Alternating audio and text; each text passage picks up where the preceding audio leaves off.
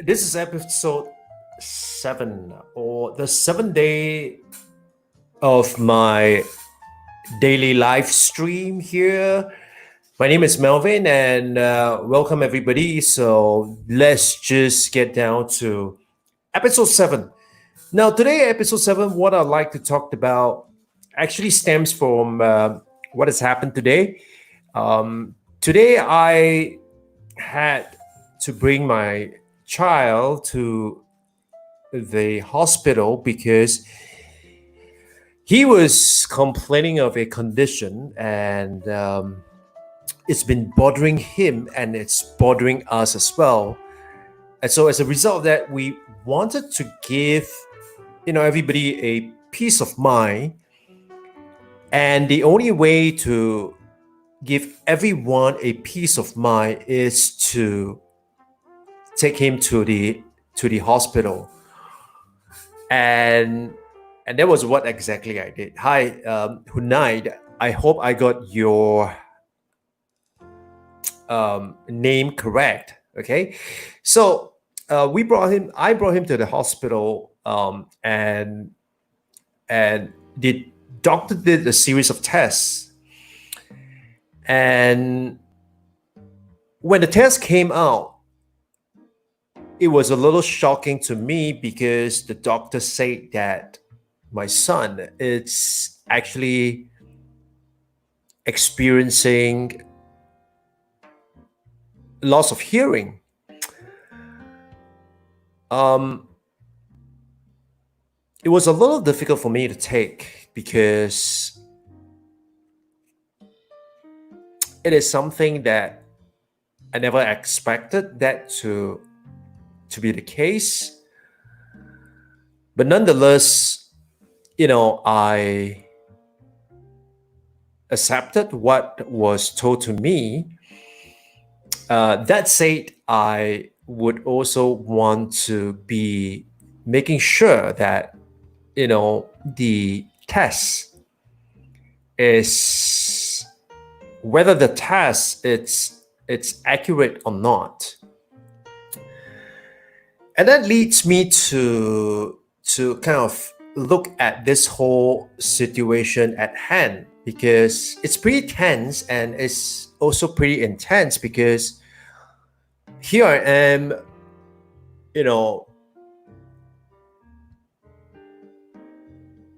being told this for the first time, and I'm not quite sure how to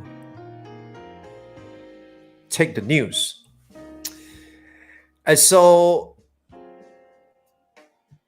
I was just trying to process that information and just making sure that he gets the best attention that he can get. And that led me to when the doctor told us about, I'm sorry, but I'm just a little emotional here. But when the doctor told us about his condition, I was a little concerned, but at the same time, I was also pretty much bearing in mind that it could be a false positive. Now, and I think a false positive, it's way, way, way better than a false negative. So the difference between the two, right? The false positive is, the test results tells you that there is something wrong. And of course, when you pursue that process itself, when they pursue that and you want to find out the truth, you then realize that, hey, actually, that is wrong. And whatever concern or or or apprehension was unnecessary. And of course, there is the other end of the spectrum whereby you get a false negative, and you think that everything is hunky-dory, and then one day it just explodes in your face. So I appreciate the fact that this piece of information is given to me, that say we're going to validate that, we're going to get a second, and if necessary, a third opinion, because there is always a possibility that that could be a false positive. And I think, this is something that so this idea about false positive or false negative, it's something that's very crucial, especially in the context of business. And especially for those of us who are building something, and along the way, because of us building something, we may kind of lose track, or we kind of let emotion gets in the way. So let me give you an example. Many people I know, and myself included, when we build something, we are so passionate about it, and we kind of firmly believe, or we want to believe, that people actually want this. And so because of that, we have that biasness to look for data or information to kind of back up our belief that, hey, see, I have done a fair amount of research, and I have identified that there are actually people who wanted this. And so it becomes a false positive, because we went down that route of trying to get information to validate our assumption and to make us think that what we are creating is actually something that is in demand or something that people wanted. Now, the problem with that, of course, is you might go 2, 3, 4, 5 months down the road, build that thing, and then realize that, hey, actually that's not what people wanted, right? So in that sense, it's always very important to validate and to make sure that it's not a false positive. Now, let's switch the situation around, and I think sometimes we have also the tendency to look at what I call the false and negative, and that is experienced by some people, that we may come into a situation whereby we kind of think that we try to convince ourselves that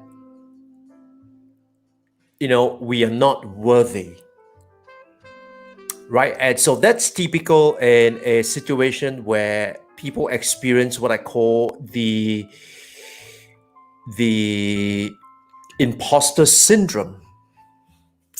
And the imposter syndrome is real, because I think for many of us, sometimes, especially, let me say that again.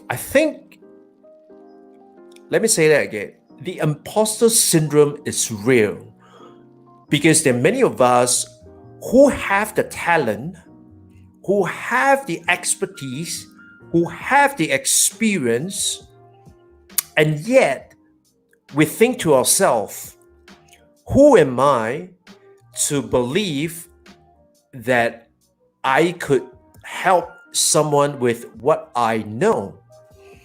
And so as a result of that, we go into this, what we call imposter syndrome, where we think lesser of ourselves, and we think that we are a fraud. And as a result of that, we stop trying to demonstrate, or we shy away from the opportunity to showcase our work.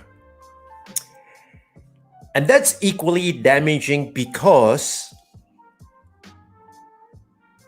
you may have a situation whereby you have done or you have created a body of work, but because of the imposter syndrome, you have been reluctant to share this piece of work with the public or with the people who would appreciate your work.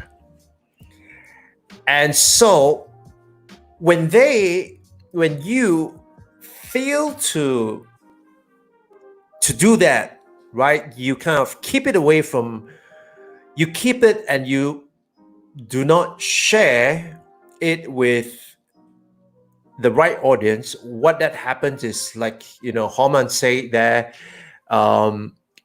you self-sabotage yourself. And that is so true, because you kind of keep that and you become in a state of denial, right? And so what are some of the things that you could do to kind of counter both situations, both the false positive as well as the false negative? And here I am speaking and sharing from my own experience. So when it comes to the false positive, that is the part where what you want to do is that when you are doing any form of validation, you need to ask the right people. And in addition to that, you need to ask the right people the right question. Let me give you an example. Let's say you are building an app, and that app is to help people connect and communicate more effectively as remote teams. So you develop that app, and you go and approach organizations or companies or businesses that now, because of COVID-19, has embraced the new norm and they want to work remotely. And so you approach them, and what will the question be, or what is the right question to ask them? So should you be asking them,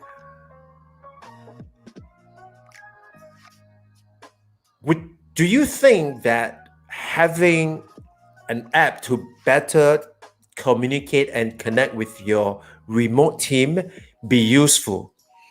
Now, of course, when you're going to ask them that question, inevitably the answer is going to be yes. I think that it is useful to have an app to communicate and to connect with my remote team. And then the next question you might ask after having asked that question could be, well, if there is an app that is able to do that, would you be willing to pay $12 a month or $49 a month or $59, whatever the amount is, right? Would you be willing to pay $79 a month for it? And whoever you're asking, they might just say, yeah, probably, because 79 doesn't seem like a lot. But at the same time, you haven't quite told the person what is it going to do. And then, of course, the last question, it's what Coleman say, right? You probably ask them, so if I have this app, will you buy it, or can I send it to you? Would you be willing to test it out? And let me know and give me your feedback. And more likely than not, people will not want to look like a jerk, right? And they will probably tell you that, yeah, sure, send it to me. I'll take a look at that. And what's going to happen with that questioning and with those interviews that you do with prospective customers, what's going to happen is you're going to head back feeling really great about yourself because you're like, see, my assumptions are right. People need an app. People are willing to pay for it. And if that app is available, people would actually buy it, download it, use it. And so you accumulated a bunch of false positive, and you go ahead and build the product. And what's going to happen is, of course, you would invest your time, energy, resources, money into this. And then when you bring it to these people, they might be reluctant to try it out. And even if they do, they probably might not buy it because that may not be the thing that they are looking at. And what's going to happen is, you're going to have a heightened, a false sense of optimism, build it, and then realize that it didn't happen. And so you're going to ask yourself, hey, what went wrong, man? I mean, I asked a bunch of people and I get, all these great responses. They say that they would buy it, but now they are not buying it. What's wrong, right? And so to address that, if there is a book that I can recommend to you, the book is called The Mom's Test. I just can't remember the author off my head now, but it's called The Mom's Test.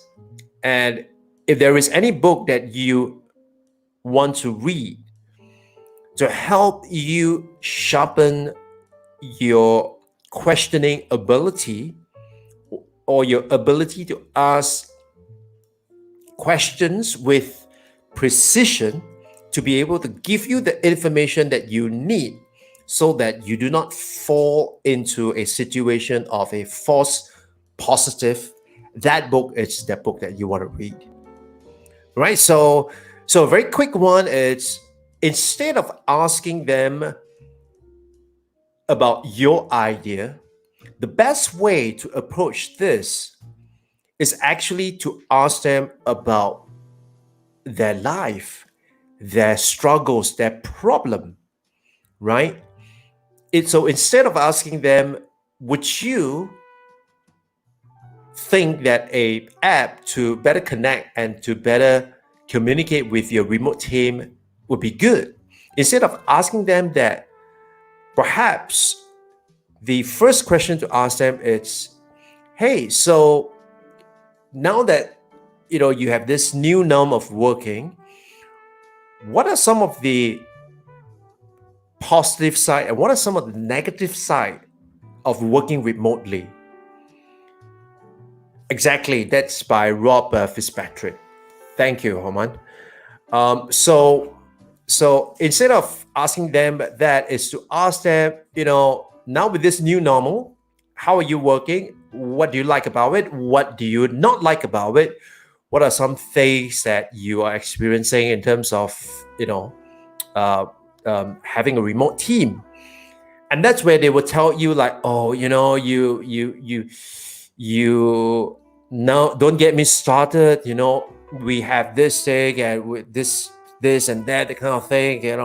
So people will start telling you what exactly is their problem.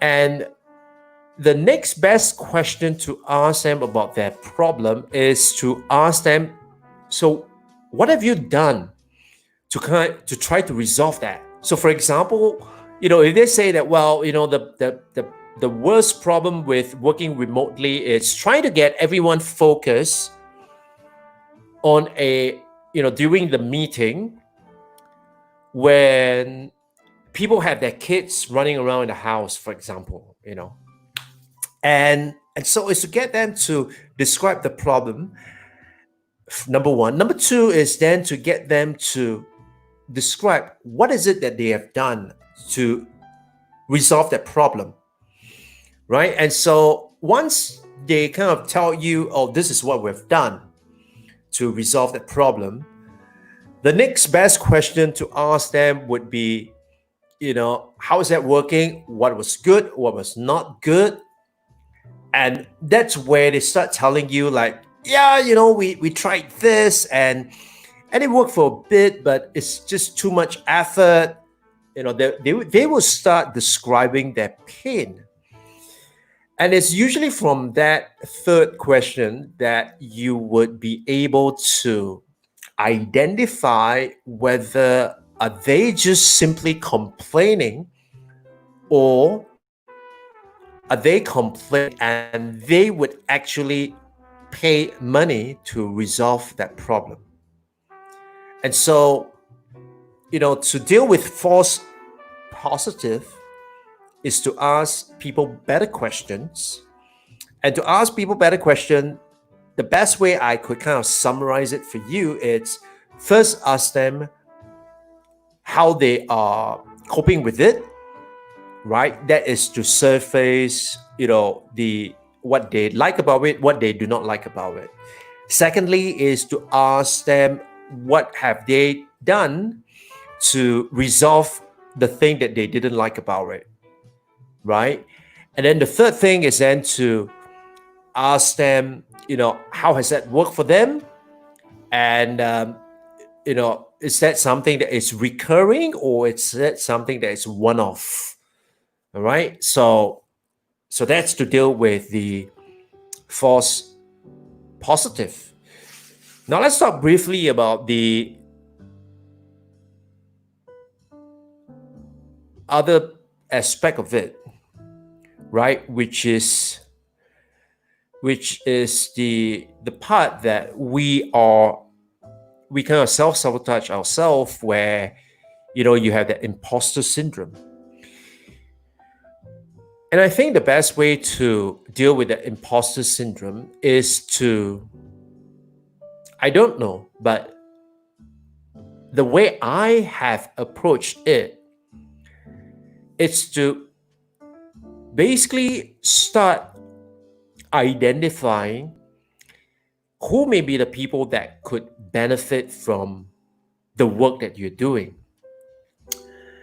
And then instead of thinking that, I need to have 1,000 true fans, right? Like that essay written by someone, right? 1,000 true fans. Instead of thinking that, yes, this thing that I've created, I have to look for 1,000 true fans. The way I've dealt with that is the following. I take my piece of work, and I just need to find one person who would pay money for that piece of work that I've put out. Just one. And the reason why all I need is just one person to do that, it's because if there is one person who is willing to do that, and based on my prior research, I've already validated and found out that there are actually people who would pay for this thing, right? And so what I need to do is just to prove to myself that if I can get one person to buy it, I can then find another 99 people to do the same. And why I say, 99, because I'm looking at just 100. I don't need 1,000 because, I'm not in that game of a startup where you want monthly active user and you want exponential growth and all that stuff, right? I'm not into that growth hacking thing. Nothing wrong with that. It's just that, that's not where I am skating towards. Where I'm going towards is I want to build strong relationship with this core group of people. And this core group of people, once I've managed to build relationship with them, I wouldn't need to be concerned about algorithm changes and all that stuff and new platforms and all that stuff, because even if there is a new platform and if I move to the new platform, these people, if they are your true fans, they will move with you. And so the way I have dealt with that really is to kind of go with the flow, with put it out there. Just look for that one person who is willing to pay money for it. And once you find that one person, the next thing to do is, if you can do it once, you can do it again. And if you can do it again, you can replicate that. So take the smallest piece of action or that smaller piece of work and put it out there, and just get one person to want to consume that. Once you get that one person, you will be able to then slowly find another 5 more people, then another 10 more people, then another 50 more people, then another 100 people. And once you get to that momentum, that is where you reach that, what they call that minimum viable audience, because this group of people would then start talking about it, and inevitably it's going to help you to be able to grow organically, because these people start talking about it, right? And so that is my strategy for dealing with that. And so if you're wondering why I'm doing this live streaming daily, I do the live streaming daily on YouTube.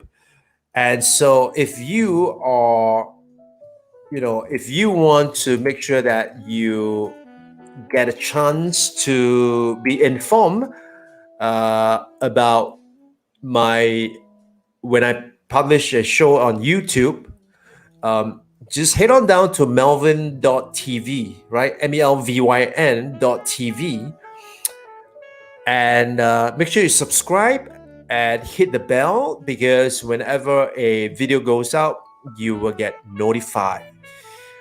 And so I do it every day, and this is day 7. I do it every day on YouTube, depending on my topic. I would then repost the same thing, or I will do a simulcast on LinkedIn or Facebook, depending. And the reason for me for doing this, it's purely simple. I just want to show and share what I've been learning as I'm building this thing called catalytic horses.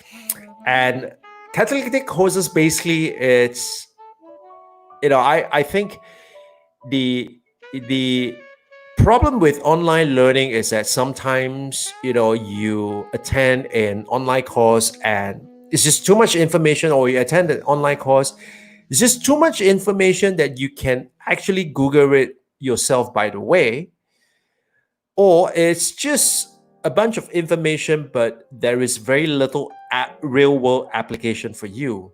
Or it may work in one context, but not so well in another context, right? And usually when that happens is the guy is just teaching you tactics and not principles.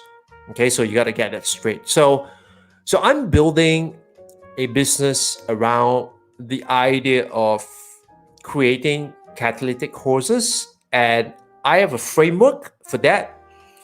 And with that framework itself, basically, you will be able to create a course, a snack size, bite size course that doesn't require you like 80 hours or 20 hours of crazy, consumption of content. It's probably going to take you like 25 minutes to 45 minutes. That's the max I'm going.